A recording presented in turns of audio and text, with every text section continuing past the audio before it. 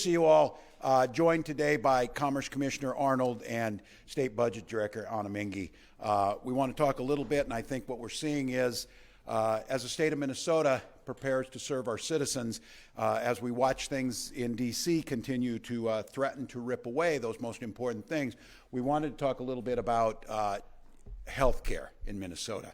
We're very proud to be the state that has some of the highest access to health care, ranked as the top healthcare state in the country, and has, quite honestly, I think, not very debatable, the best providers and the widest geographic spread of those.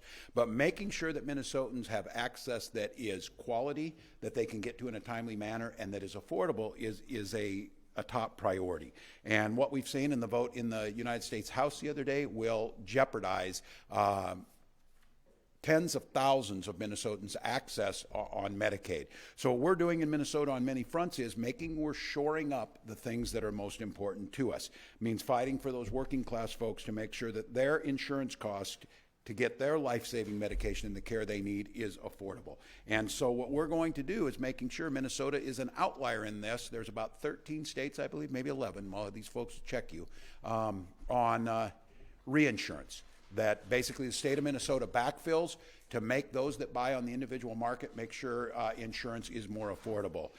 There are 3 states that pay for that out of their general fund. Of those states, I believe, we pay the most out of the general fund. And so in this year's budget, and I'm going to have Commissioner Arnold give you some of the details on this, we're simply asking our health insurance companies to help with that bill, with increasing the surcharge from 0.6 to 1.25 to make sure that our large insurance companies the ability to able to pay back into that, which means that we can save the money in the general fund to make up for the cuts that are coming to Medicaid and to some of the things that we know Minnesotans are going to need to get. So I think highlighting this of making the case, this is a case where the state can and will shore up against some of the most drastic and quite honestly to me some of the more cruel cuts that are coming out of the federal government. This is an opportunity for Minnesota to continue to deliver on that high quality care, make it accessible, making sure we rank as a state with the most number of people qualified for that. So I'm going to turn it to Commissioner Arnold to give a little bit of detail on how we're going to do this in Minnesota. We have Budget Director here if you need some questions there, and then we'll come back for any questions. With that, Commissioner. Thanks, Governor. Hi, everyone. I'm Grace Arnold. I'm the Commissioner of the Minnesota Department of Commerce, and I just want to build on the comments from the Governor. So our goal is really to make sure that we have a healthcare system that's simple and easy to access. We center people in all of our health policy decisions, and we're working to eliminate economic barriers so that people have access to that's simple and accessible and fair. Making healthcare simpler is critical to making Minnesota the best state to raise a family, and that means when your mom's retiring early and needs health insurance, she's going to have a simpler shopping experience. When a farmer in southern Minnesota needs to choose healthcare coverage, we're going to lower the cost of premiums that would otherwise rise significantly. So this session, we've proposed continuation of a program that's been successful at keeping premiums lower for almost 200,000 people who buy insurance on their own. Following the lead of other states, the state share of the program would be funded through an assessment on health-related premiums across the state. We are the second state in the country to establish our state reinsurance program, but since then other states have leapfrogged us and they've innovated. 18 states now have established reinsurance programs that vary in size, structure, and funding source, but most of those, 11, carry funding sources through an assessment just like we're proposing, including our neighbors in North Dakota. So this is one of many steps that we've taken to make the healthcare system simpler, easier to access, and more affordable this legislative session and in prior. So thank you, and happy to take any questions. What's the current amount that is sent over that is in the reinsurance pool? And is this essentially just changing how you bill that amount? Yes. General fund appropriation? Yeah, so it's funded partially by the federal government, partially by the state government. The state share, it's changing the way that would be filled up from state funds to an assessment on insurers. How much? The state share in the first year it was 226, but the 226 million. Yeah. Yeah. It's not clear that you're increasing the rate that insurers already are paying. Was it increasing it by 1.25? No, to 1.2. To 1.25. Yep. From where is it at right now? 0.6. 0.6. Okay, so you're doubling it. So you're essentially doubling the rate insurers tend to just pass that along to consumers and kind of defeat the purpose? Well, right now taxpayers are paying the burden for that. So this spreads the burden of the cost of the program, which is an expensive program, right? Just the state share it's $500 million over the biennium for just the state share. So this puts that onto plans so that they are helping to support the cost of the program. Did you consult with healthcare companies at all? Did they have input on this? Yeah, And were they happy about it? you have to ask them. Most other states have this as a funding mechanism, including North Dakota and others. So this is something that even the companies that are here are familiar with. No, that's fine. Are you saying that corporate folks want to not pay out and keep more of their money and pay less taxes? The answer to that is yes, that's probably their position.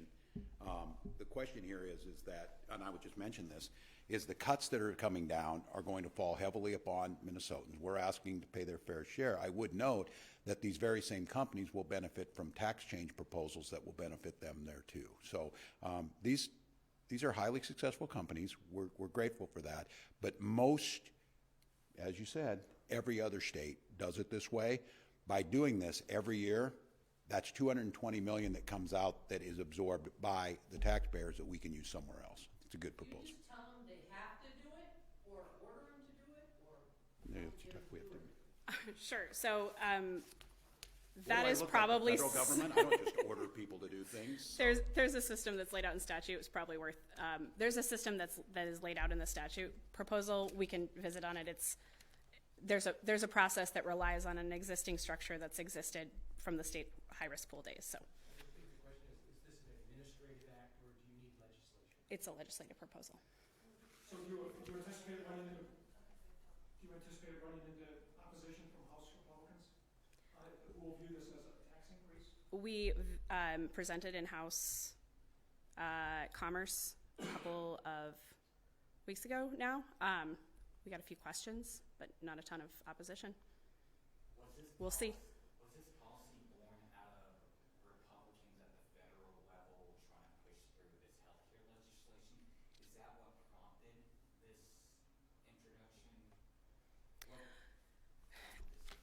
We looked at the way that other states are funding their programs. We've long had a large program that has relied heavily on state dollars. When we're looking at the budget situation now, we looked at other state programs and borrowed from those to say, how can we make this a little more fair for Minnesotans? Can you just clarify, you mentioned at one point the impact on the fiscal impact, how much this is costing the biennium? Did you say 500 million? Is that what you? It's a little less. A little less, so the next biennium doing this would just save $500 million by shifting it from the state paying to the insurers paying, or what would the impact be on the overall budget picture? So right now it's not funded past this year. There are proposals to fund it, which would be $500 million from the general fund. We think it's better to spend that money in other ways. Can I get back to Tom's question? Do you have a sense that this might be put into rates, or are there ways for you to control that it is not appearing in rates? So we have there are a number of complicated ways that rates get set, which is happy to visit on that. We would make sure that people who are paying those rates aren't fully bearing the cost of the program. I'm going to mention one on this. Going back to where Tom was at, this reinsurance program is Republicans like this program. When I first came in as governor, I was adamantly opposed to reinsurance. But I will say this, the reinsurance program works in lowering prices. It's super expensive. And it basically, and folks who deal with insurance may be a little more clarity on this, it's basically subsidizing the healthcare companies to be able to provide this insurance at a super expensive rate. And so I have made the case that I think there are better ways. I think there's public option ways, things that aren't going to pass this legislature. And we came to loggerheads over this, and I agree that this works. It's just ridiculously expensive, and it was crafted before we got here to hold the insurance companies entirely harmless and have the taxpayers of Minnesota foot the entire bill. And as you heard, nobody else is doing it that way, because it doesn't make any sense. And so I think on this one is Republicans like reinsurance. There should be no reason that they shouldn't like to help us get this thing done. It's just a little fairer, because what it does at the end of the day, it keeps costs down for over 200,000. Is that fair? Yeah. You're commerce, she's the insurance commissioner, so I have to get there. To be clear, you're saying that under the current way reinsurance has been structured, the companies aren't paying anything, the state is just subsidizing them, so if an outrageous thing happens, they can pay out those claims and not have it to consumers. But what you're asking here is that they absorb all of the cost, or it sounds like half of it, the cost of reinsurance. So anyone in the state, this is again a little weedy, anyone in the state who has health and any company that writes health premium, which can be a lot of things, pays in based on a formula that then goes to fill up the state share of the program. Okay, but you're saying they're not paying any of that right now? Correct. Okay. Just it's general fund. And just for clarification, this just relates to people who get their pay for their own insurance, not for somebody who Yeah. works at a company that pays their insurance. Right, and I think, as the governor said, there are a lot of big cuts looking at people who get, who are getting their care on Medicare and Medicaid, and that is a looming challenge for the state budget if those happen, and I think that we can all agree that those are important people to keep covered, and so we're trying to keep everyone having the simplest access to care, the best way with the lowest premiums, and we have some big headwinds. They don't pay anything, what does the 0.6% surcharge go to? Do you want to talk to? So hi, I'm Anna Mingy, State Budget Director at MMB. So we're sort of talking about two different proposals. The 0.6% is it's called an HMO surcharge. It's a non-dedicated revenue source that's deposited into the state general fund. Surcharges are one of a variety of mechanisms that states use to help finance the cost of their healthcare programs, such as Medicaid. The other thing is the assessment for the premium for the reinsurance program, which is under the governor's recommendation would raise $235 million in the first year and $276 million in the second year. And I would note there are some federal contributions to the program as well. So it would be the health insurers plus some federal share that would pay for the total program cost. Is it a tax or a fee? Does it fit in one of those buckets neatly? It's an assessment. I mean, I think it is. I don't think it fits cleanly. I mean, I don't know. It doesn't fit super cleanly in either bucket. It's something that is assessed against the industry that is largely benefiting from the use of the program. I think this This is probably a conversation for. I mean, I think a fee is. Yeah, we can talk about it. Look, just to be clear, when you're talking this, I will be the first to tell you, and there's differences of opinion on this even inside the administration. I do not. This is the most ineffective way. The using this way of making sure health care is there. I don't like the way we've done this. I negotiated with it and agreed. I will acknowledge that this works. But it is subsidizing the healthcare industry for not getting more efficiencies out of this. It's a reason why America spends twice as much as any other nation and gets less in healthcare because of these ways of funding. And we're simply saying in this case that these incredibly successful insurance companies can start picking us up just like they do in every other state. Governor, you opened with talking about the relation to the federal funding. Can you talk big picture? You had some folks in your administration speaking on it. Do you have a handle on how? Yeah, and I hope, and I would tell them, we're putting together dashboards to let you see this. We're assessing it daily, and we have been now for months, to understand what the impacts were. It starts to come into more clarity when the administration says what they're going to do, and now even more clarity where the House actually passed a bill that shows where it's at. So that lets us go in, and for example, I can go tell you by congressional districts, say for example in the 1st district that I represented, there's 121,936 people covered by Medicaid. The cuts that were proposed will cut $1.53 billion or 26,200 fully off that roll. Those are the things that we're assessing. I'm asking my team, what can we do with this $232 million in savings that the insurance companies do? That money's going to need to be used to shore up these types of things. So we're doing. Oh yeah, billions. I mean, how many billions? How impossible is the budget? 22 billion. Annie, we just had this presentation yesterday. Yeah, and I was in Senate Finance this morning speaking about this. So if you look at the $880 billion target in the Commerce and Energy Committee, which which Medicaid is one of the largest programs. If we assumed that somewhere between $600 and $880 billion of that applies to Medicaid, that's like an 8 to 12% reduction in federal spending. For our state budget on an annual basis, that's like $1.2 to $1.6 billion a year.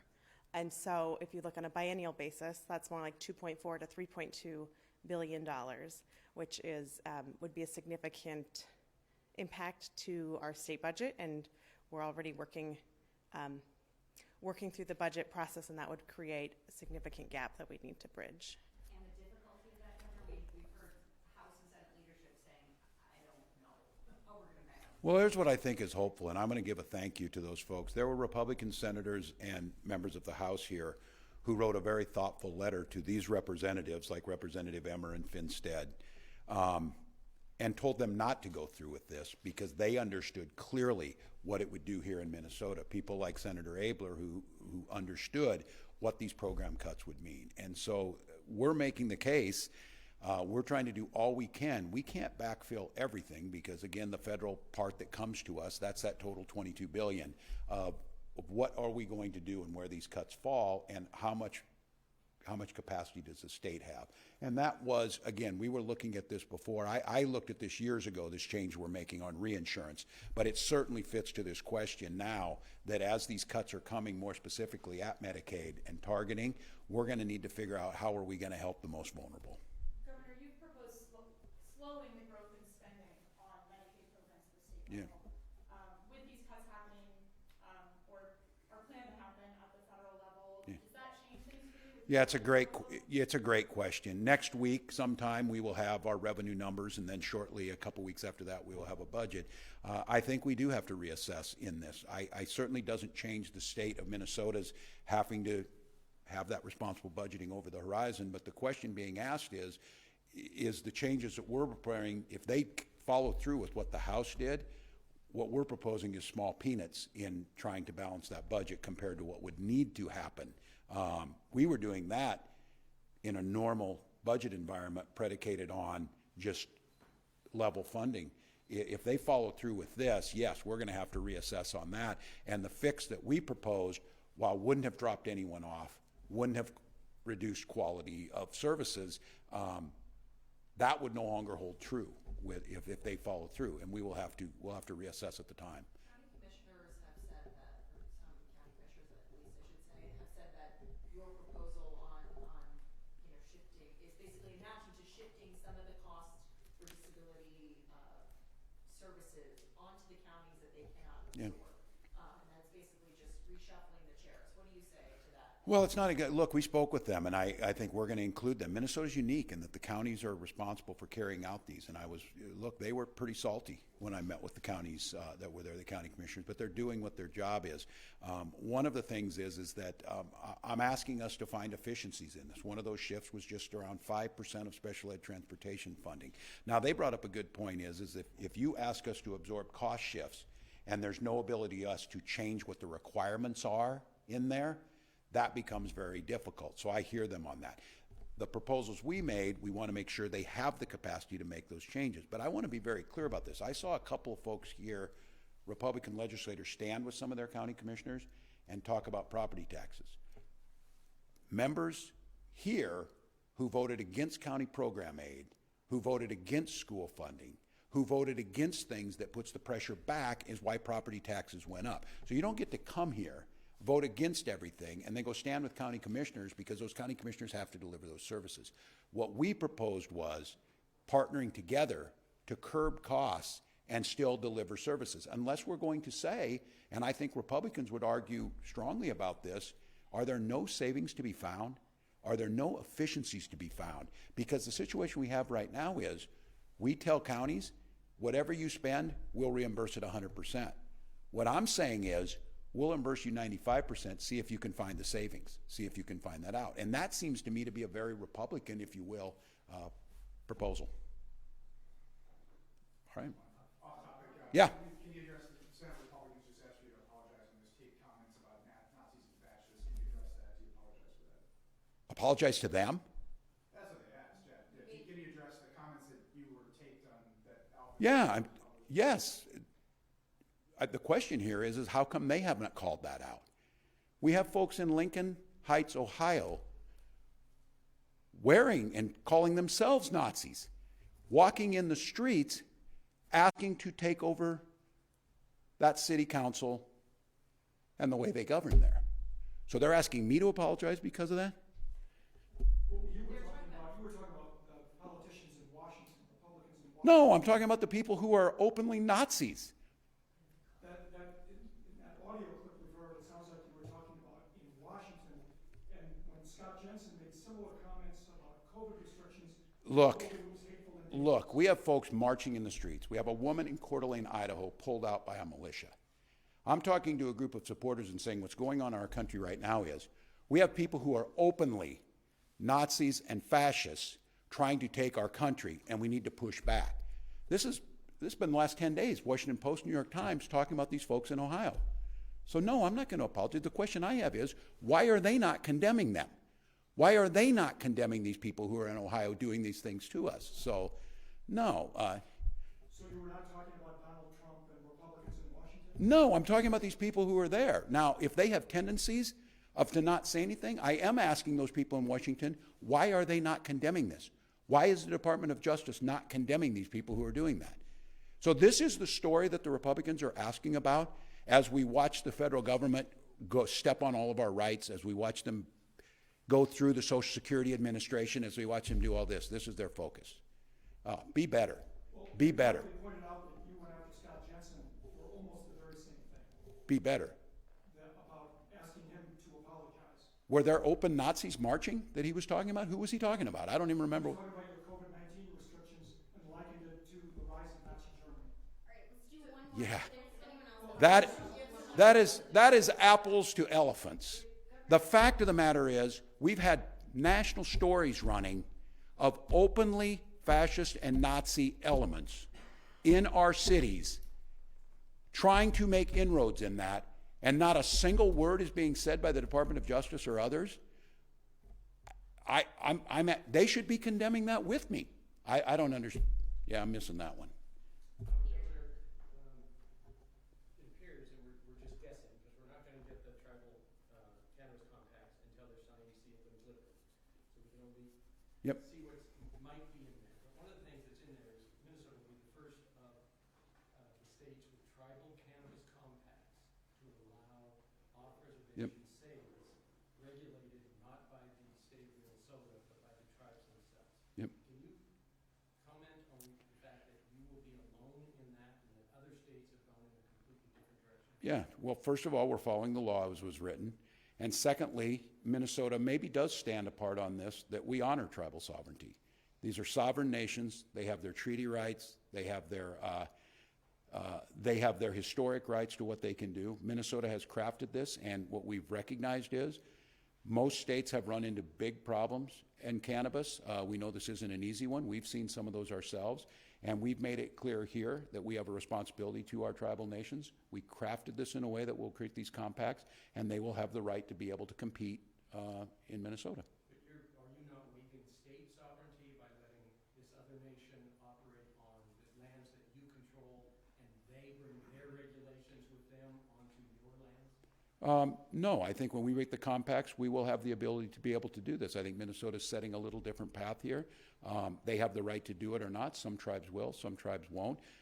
This was all part of the way the law was written. We will then move to anyone who wants to get into this business will have the opportunity to come forward, try and get their license and move forward. No, The law directed you to negotiate a compact. The Yeah. details were not in the statute. Yeah. Those are your details. Yeah, no, and we've made it clear since I've been in office that the tribal sovereignty is a top priority for us. I think if we're going to get into the argument about this, that they're operating on Minnesota land, we all kind of stand on that land right where this capital is too. So I think this has been a move to us to recognize the sovereignty of nations, allowing them to be able to participate in activities. So, There is concerns that it would create an unfair advantage because if they don't have the same tax levy on the cannabis products, they can operate off reservation. How is, somebody gonna operate a business that can compete with that? Can you address some of that? yeah, well, they operate now, and certainly we have the issue about taxation, both between tribes, different things that are being done. I'm very comfortable that we're moving in a direction that upholds that right to sovereignty, that does the cannabis industry very Minnesotan. I want to make sure we have no outside as much as possible, outside growers, outside influence. These are our first Minnesotans, and they're going to be up and running. Others can too, and I think what we'll see is it's easier said than done to run these businesses, and if the tribes are able to do so, I'm comfortable with the direction we're going. Tori, let's Yeah. ask you about, another thing the Republicans raised today was the training that MMB was using, but no longer is. They like some of the Republican Party agenda, white supremacist. I know MMB has suspended using it. Yeah. Are you aware, were other agencies using? Not that I'm aware of, and I think, no. Are you looking at this, concerned about this? Or? Well, look, we always reassess where we're at. I think MMB Commissioner addressed that, said that they're no longer doing that, move forward from it. So we'll continue, and I think I've directed, we look across all agencies to make it happen. I don't believe there was another incident. I haven't heard it. So, but look, we're in a, again, we've got folks that apparently can't call people wearing swastikas walking through the streets of Ohio Nazis, and they're going to spend their time asking me to apologize for that. The same thing on this is that we're trying to get this right. When we make a mistake on that, or if they were making implications, we corrected it. So I don't think there's another case that's out there, but we'll make sure we're looking through them all. How was Jim Gaffigan last night? Oh, it was great. That was Jim Gaffigan, got to go. Very nice guy. We do look a little similar. So. We just want to ask you your decision not to run for Senate. No, thank you for asking. Yeah, I think it was a responsibility. First of all, thank you to Senator Smith. It's going to be a very important Senate race. As we all know, Minnesota is a purple state. Important to hold that, in my opinion, of someone who's going to put the Minnesotans' best interests at heart. I looked at that. I think I am better served doing the job I'm doing now, and as I said, taking a look at should the people of Minnesota think it's right of running for this job again. But Do you like this job that you're doing? You want to keep doing it? I like this job. I am grateful to be able to do it. The decision of whether I continue to do it or not belongs to the people of Minnesota. At the end of the day, I'll see if it makes sense. So. Are you endorsing the primary or only? I don't think it's appropriate on that, and I've been through these. I think there'll be a talented group. We already have an incredibly talented lieutenant governor in the race. I think there will be others that enter this race. I'm pretty convinced, and I think I was beneficiary of this. I did not have the endorsement of a governor when I ran here, and there was a big primary, if you remember, through 2017 and 2018. I think that was really helpful. Made me a better candidate. I think it made me a better governor. So I just want them to work it out. I think we'll see that field expand. So I'm excited about that one. Expect a decision on a bid for a third term before session is over? I think we got to get through the session here. So we're try to do. I know sooner rather than later. I think history shows us it's probably not a good thing for incumbents to wait too long. So we know that. Thank you. Thank you all. Thanks, guys. Thank you, guys.